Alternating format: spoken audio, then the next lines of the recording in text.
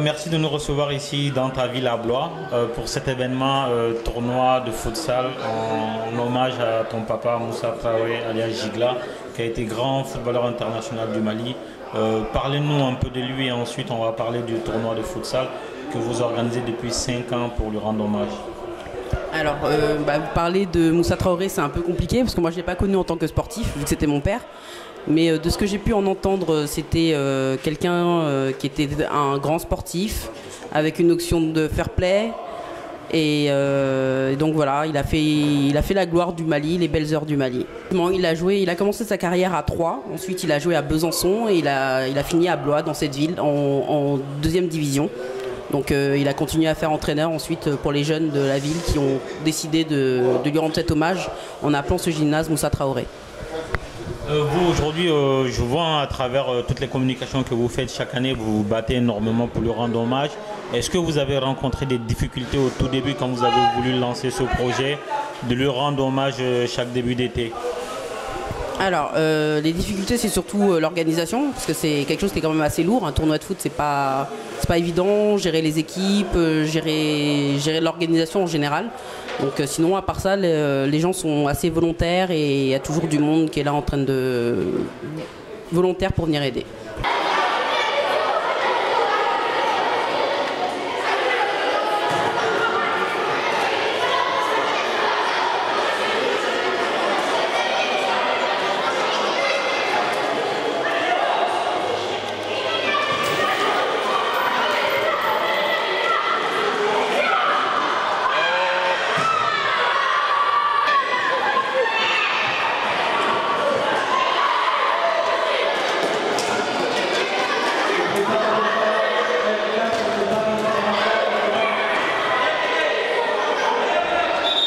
Moi, Moussa, j'ai joué avec lui vers la fin de sa carrière. Au début, on était tout jeunes, on le voyait jouer, on partait au salon de sport. Bon, moi, personnellement, on ne l'aimait pas parce qu'il était très bon. Et moi, je supportais le Djoliba. Bon, avec le fil du temps, il est parti. Et quand il est parti, bon, c'est en ce moment que moi, j'ai commencé à jouer. On a joué ces derniers instants, j'ai joué avec lui. Il jouait à droite, moi, j'ai joué en pointe avec l'équipe nationale du Mali.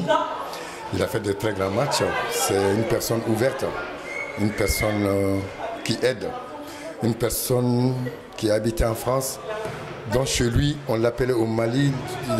Quand tu dis tu vas en France, oh, si tu n'as où aller, il faut chercher Moussa. Tu cherches Gigla, tu vas chez lui, il va t'héberger. Plutôt que de traîner dans la rue. Donc vous voyez une personne comme ça, d'une générosité, c'était rare. Surtout dans les années où il venait en France. Son premier truc, c'était d'aider.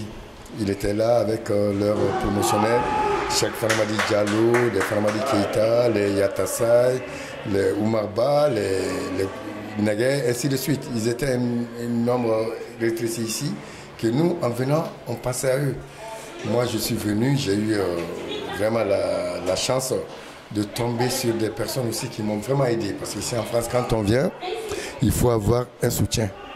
Moi, je suis un ancien du centre Salif Keita, donc un ex-international malien aussi.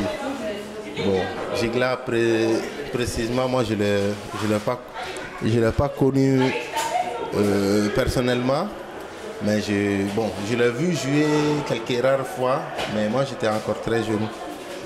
Bon, vu la télé, les anciennes vidéos, c'est à travers ça on l'a un peu bien cerné un peu. Mais comme Tonton Seva il a dit, nous on est des fistons.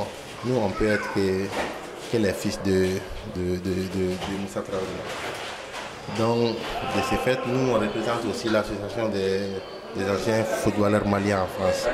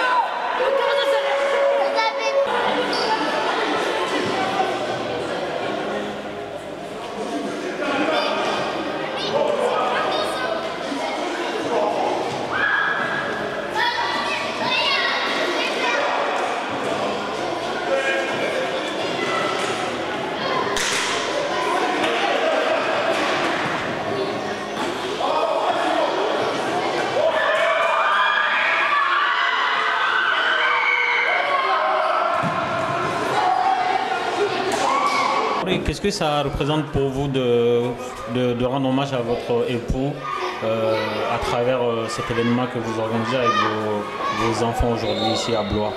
Bon, je pense que ce n'est que la suite logique des choses parce que le foot a été toute sa vie.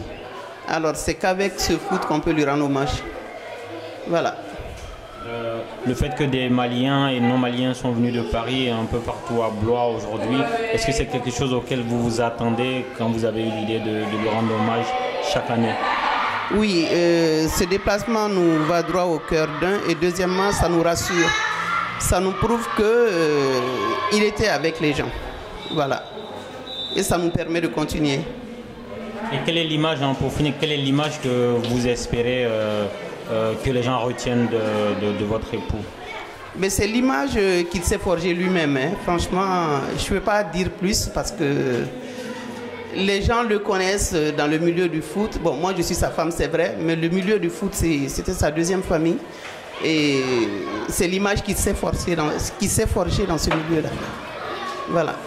Très bien, en tout cas, merci et beaucoup de courage pour continuer chaque année. Je vous remercie beaucoup et franchement, merci pour tout ce que vous faites pour lui. Vraiment. Merci, merci.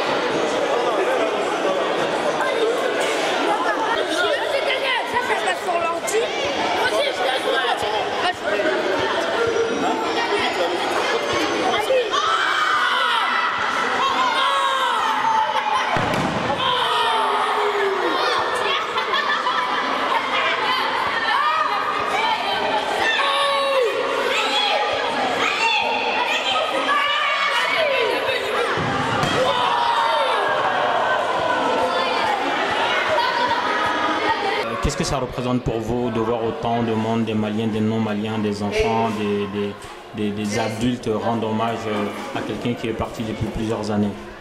Bon, pour moi, c'était mon père. Ce que ça représente pour moi, ça représente l'union à travers les peuples.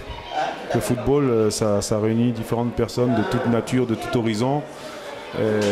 Aujourd'hui, tout le monde est là, riche, pauvre, grand, petit, peu importe la nationalité, ça réunit les peuples, quoi. Voilà, c'est comme un message de paix aussi, quoi. Voilà.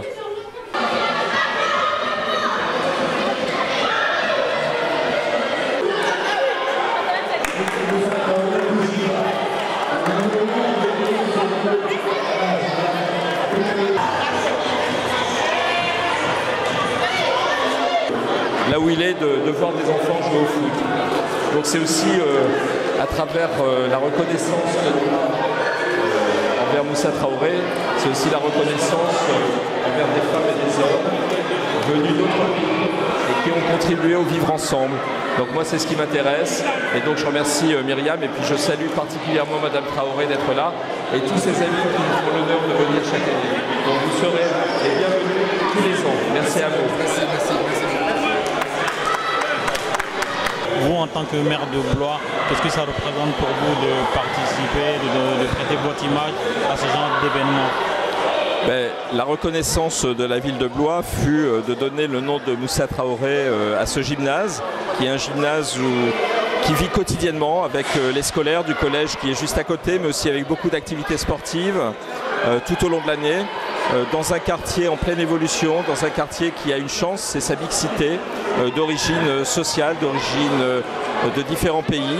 Et la ville de Blois a reconnu un homme qui a, au-delà de sa carrière footballistique que tout le monde connaît, reconnu l'engagement qui était le sien ici à Blois, auprès des jeunes à qui il a donné cette passion du football.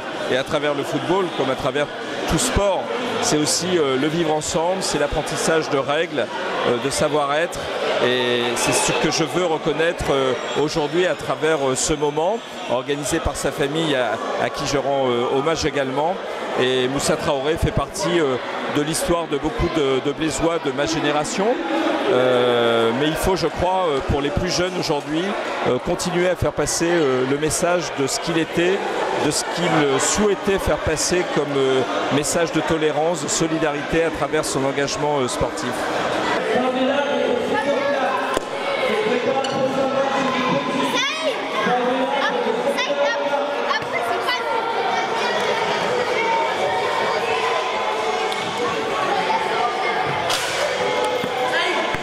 Bon, ce que je peux dire, c'est que ça a été un de ceux qui ont porté les maillots de l'équipe nationale du Mali et qui ont fait toute leur école d'abord au Mali à l'époque où il y avait un grand mouvement de jeunesse et aussi canalisé par tout ce qui est sport. Et ça a été les premiers à vêtir aussi les maillots du stade malien de Bamako. Donc c'est pour cela que même après sa carrière qu'il est venu en Europe, il est resté dans la mémoire des supporters du stade malien, du Mali en général. Mais du stade aussi qui est son club de cœur, il y a un comité de supporters qui a son nom. Notre présence ici, c'est la 5e fois qu'on est là, 5e édition, pour venir le célébrer ici dans un gymnase qui porte son nom. Ils sont peut-être 5 Africains à porter, dont des infrastructures sportives françaises portent leur nom en Europe. C'est très rare aussi, donc ça prouve la qualité et les valeurs humaines de l'homme, tout ce qu'il a apporté à cette ville de Blois. Et nous, en tant que jeunes Maliens, on ne peut que venir, et aussi avec les anciens avec lesquels il a joué, les anciens de la Somav, les Seba Koulibaly, etc., de venir lui rendre hommage, rencontrer sa famille et passer un bon après-midi avec toutes les personnes qui se reconnaissent dans son parcours. D'où lui vient le surnom Gigla, parce que c'est pas malien, on va dire. Alors Gigla, son surnom, en fait à l'époque, d'après ce que les anciens footballeurs m'ont dit, c'est-à-dire que chaque joueur on donnait un surnom obligatoirement. Donc lui c'était Mamadou et Gigla, apparemment il y avait un manuel scolaire qui portait, sur lequel c'était écrit Mamadou et Gigla, du même style que Mamadou et Bineta. Donc c'est de là que c'est passé comme Moussa et Gigla, pardon, c'était Moussa et Gigla, donc du coup ils ont mis Gigla sur son prénom. Voilà, c'est pour ça qu'il porte Gigla. Très bien, en tout cas merci Mahamé, on suit Mali Football et beaucoup de courage pour ce que vous faites. Merci à RP Média aussi pour aussi votre présence sur les activités maliennes et ça donne beaucoup d'ampleur à tout ce qu'on fait et chapeau à tout le monde. Merci Mahamé.